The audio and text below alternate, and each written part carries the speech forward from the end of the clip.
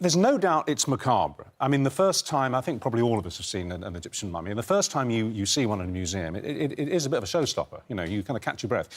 But disrespectful, Konnie, I can't quite see... Well, you see, my thoughts are that it all depends culturally on whether they would have been up for it. So if, like, I don't know, in your will or whatever, you put, hey, I want to be on display, or you're kind of cool with it, then fine. Like the Bodyworks exhibition. The Bodyworks exhibition, they have agreed Gunther von Hawkins can, or whatever, do stuff with our organs and it can be on display. So that's fine. In Indonesia, in Sulawesi, they have this thing called the Festival of the Dead. They actually, every 3 years, they exhume the dead bodies of, like, relatives. They take all these corpses out the ground, parade them around, and they even dress them up. They put, like, hats and coats on them, don't they? And everyone knows this is going to happen. When you pop your clogs, you know that 3 years later you'll be up for the party. So you're up for it. Yeah. So, you know, I'm all for it if it's permitted. But these mummies, we don't know, like, if you're bandaging yourself up, putting yourself in a... That's what's so fascinating about, though, isn't it? Because it's so old, because it's been for hundreds of years and it's so much more educational. I think for children to be able to go and see it visually, they're learning about it in the four walls of a classroom, on a textbook. If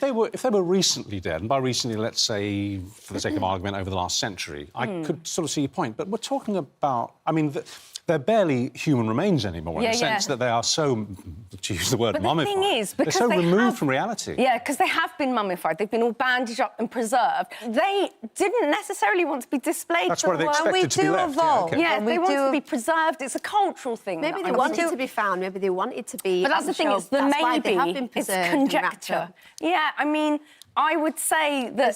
There's so many things about history, isn't there? There's so many unpleasant things, and I think that you have to learn about all of them, not just close them off because they're not very pretty to look at or learn about. All for education. So I do think it's brilliant for children to see things and go to museums. But, you know, for years and years, I got, in fact, until quite recently, thinking in the Natural History Museum, that was a real Diplodocus skeleton. Yeah. Because I had no idea, and that enthused me enough. Nowadays, we can make amazing replicas. We watch these films so they don't with need to see prosthetics. them. You can make probably a replica that's more heightened and better. I think there's something much more fascinating than seeing it as a reality and actually... you know, so you're now lying. You're now lying to your children. I thought Dippy was for real. I mean, there is definitely something. It's sleight of hand. So you don't think that there should be any skeletons of anything anywhere? No, like I'm saying, if culturally it's OK, that's fine. But if it was the fact that they have been, like, you know, preserved in this manner and, you know, they were to be revered and worshipped, and they might not like it. Plus, you know, we've probably nicked it, haven't we, along the line? Well, that's true of most museums, over here on display in our museum. Was it you that was saying that you also have a slight problem with this because their route to paradise was quite complicated, and you feel that in some strange, mystical way we're all perhaps denying them their place in paradise because we've disinterred them and we've placed them on shows. So their place in heaven has been... Yeah, so we might have... And I know it's all cultural and that might not be our belief system, but we have to be respectful of other people's belief system. And also, times have changed, you know. So we're judging things by the now. But really, back then, things were different, just in the same way that, I don't know, certain things today that aren't accepted were even accepted in the 60s and 70s.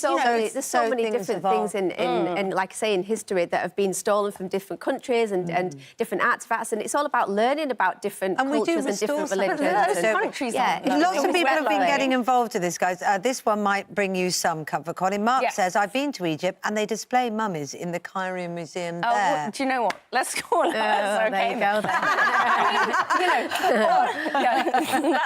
There we go. There goes my argument. And I'm sure there is things from this country, like from the war, and things that are in different countries that have been... There's always a story behind a museum artefact that's on there to display, and it's here now. Why not make use of it, educate our children, take them to see it, and it's going to have more of an impact. Other people don't agree and say, I think, actually, they or any dead person should be laid to rest and not be part of people's entertainment, which is disrespectful.